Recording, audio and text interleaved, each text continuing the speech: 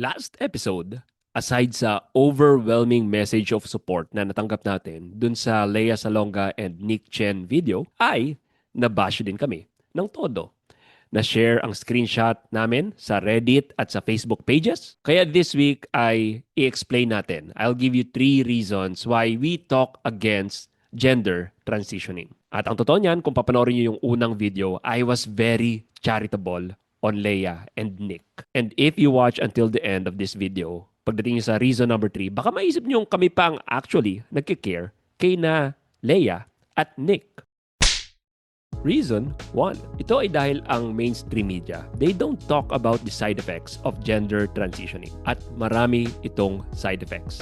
In fact, kung alam nyo ang mga side effects na ito, baka isipin nyo na hindi dapat pinopromote ang mga ganitong bagay sa mga bata. At una, hindi ito religious versus non-religious debate. Tataka nga ako sa ilang mga atheist eh. Kayo pa dapat yung skeptic, di ba? Hindi kayo naniniwala sa Diyos, hindi kayo naniniwala sa creation story, sa Bible. Pero bakit pagdating sa a man can become a woman or a woman can become a man, biglang nag-bend kayo kagad ng knee? At ang totoo niyan, hindi kayo yung mga rebels dito, hindi kayo yung mga activist dito. Kakampi nyo lang ang mainstream media, ang Hollywood na nagpupush ng ganitong narrative, ang ilang government institutions na may mga gender programs na rin, kahit na wala pang SOGI bill. At higit sa lahat, kakampi nyo yung capitalist na big pharmaceutical industries. At kung titignan nyo si Nick Chen, hindi pa rin naman siya mukhang lalaki despite all the hormones. Dahil imposible kaya na ang babae ay maging lalaki. And sadly, gusto lang siyang maging endless customer ng mga big pharma companies at gender clinics. Kaya tingin nyo kayo yung aktivista sa bagay na ito? Hindi, you're just pawns of the system. And again, napag-usapan natin sa previous episode yung ilang side effects like sa heart, may ilan pang side effects ito like yung vaginal atrophy. Ibig sabihin, hindi na magiging lubricated ang iyong doon. Kapag nakipag-sex siya, kung sino man yung nagta-transition, masusugatan siya. Magdudugo ito. And besides that, kapag nagtutusok ng testosterone ang isang babae, nakukuha din niya yung ilang mga undesirable effects naming mga lalaki. Gaya ng pagkakakalbo. And may mga babae, nagsisisi sila dahil sa pagsaksak nila ng testosterone, hindi nila alam na kasama sa side effects yung pagiging kalbo. Sadly, kaming mga lalaki, ito yung male pattern baldness na ini-endure namin. And yung ibang mga nagte-testosterone na babae, nakukuha na rin nila itong side effects na ito. Kaya search nyo lang yung mga gender transition regret sa internet. Marami dyan. At ang malungkot dito, kapag ito yung mga binabalita ng ating media, yung ginaglamorize yung pagta-transition, yung mga bata, napapagaya. Akala nila this is something to be desired. Hindi nakakarating sa atin ang mga news sa West ngayon na nagmimistulang laughing stock yung mga doktor dahil sa commitment nila sa gender ideology. Panoorin natin itong senator na ito na nag-interview ng isang doktor. Dr. Verma, I wasn't sure I understood your answer to Senator Moody a moment ago. Do you think that men can get pregnant? I hesitated there because I wasn't sure where the conversation was going or what the goal was. I mean, I do take care of patients with different identities. I take care of many women. I take care of people with different identities. And so that's where I paused. I think, I wasn't sure where you were going with that. Well, the goal is just the truth. So can men get pregnant? Again, the reason I paused there is I'm not really sure what the goal of the question The goal is just to establish a biological reality. You just said a moment ago that science and evidence should control, not politics. So let's just test that proposition. Can men get pregnant? I take care of people with many identities, but Can men get I take care pregnant? of many women that can get pregnant. I do take care of people that don't identify as women. That Can men get pregnant?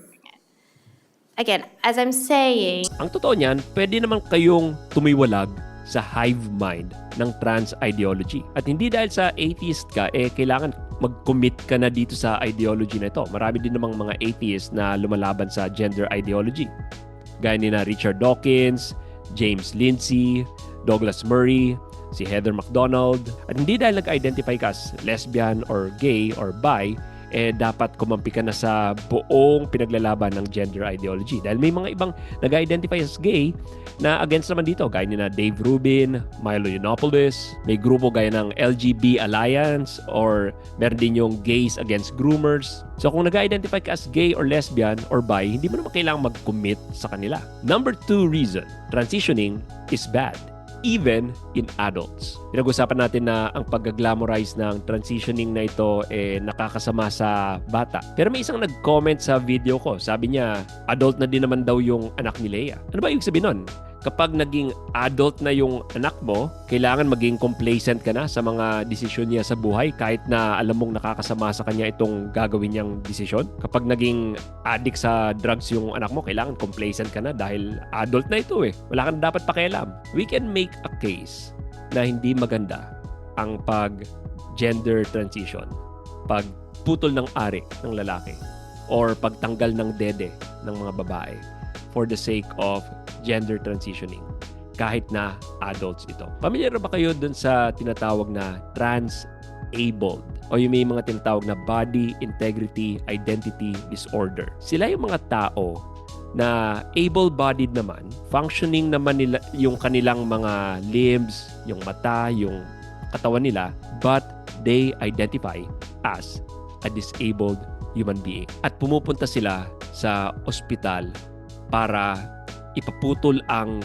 binti nila or ipabulag yung mata nila kasi they identify as a disabled human being. Tingin nyo ba ethical para sa isang surgeon na tuparin ang kanilang kahilingan para lang masunod ang kanilang identity? At totoo ito, hindi ko iniimbento to. I-search nyo yung trans-abled. Ang question ko ngayon ay, ano ang kinaiba nito sa gender transition? Bakit kapag trans-abled para bang may mali, pero kapag ang papaputol ay ari o kapag ang papatanggal ay ang breast, okay na? Anong difference sa kanila? Don't get me wrong. Minsan may times na kailangan talagang putulin yung limbs. Kunwari may gangrene na or cancerous na may cancer sa buto, kailangan talagang putulin yung limbs for medical purposes. Pero yung puputulin mo ito for the sake of affirming an identity, dito may mali. And the same sa breast.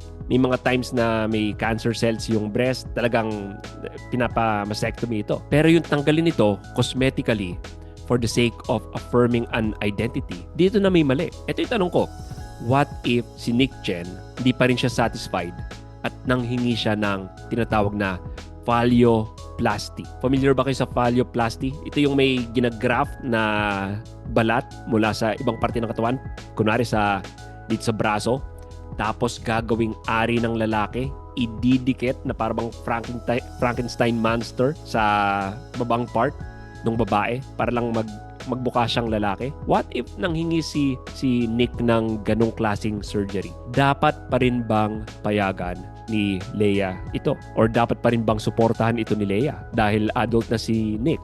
Some would say na dapat.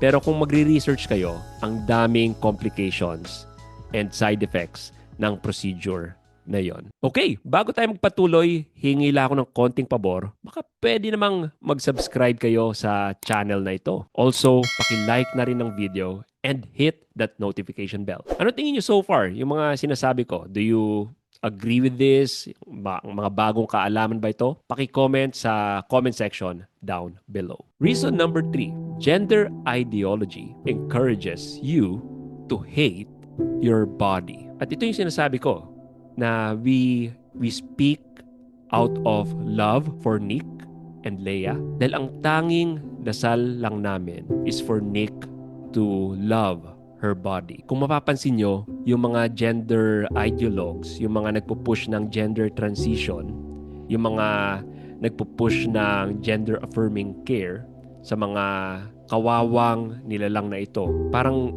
sinasabi na go lang ng go lang ng go. Yung alam mo yung katawan mo, hindi mo talaga tamang katawan yan. Pero in fact, ito lang naman yung katawan na meron ka eh. And sadly, ina-encourage sila na i-hate kung ano yung meron sila.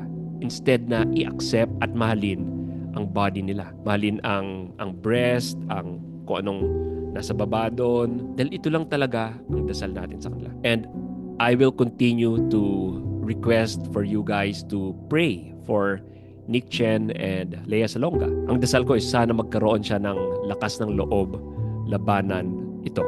Mahalin niya ang katawan niya for what it truly is. Dahil one day, kung magising siya sa lahat ng ito, her story could be a powerful detransitioning story. And she could save a lot of children's lives. So, yun lang. What do you think? Kung gusto niyo ng mga ganitong takes na hindi nyo napapanood o nadidinig sa mainstream media, panoorin nyo pa itong video namin na ito. You can click the link right here.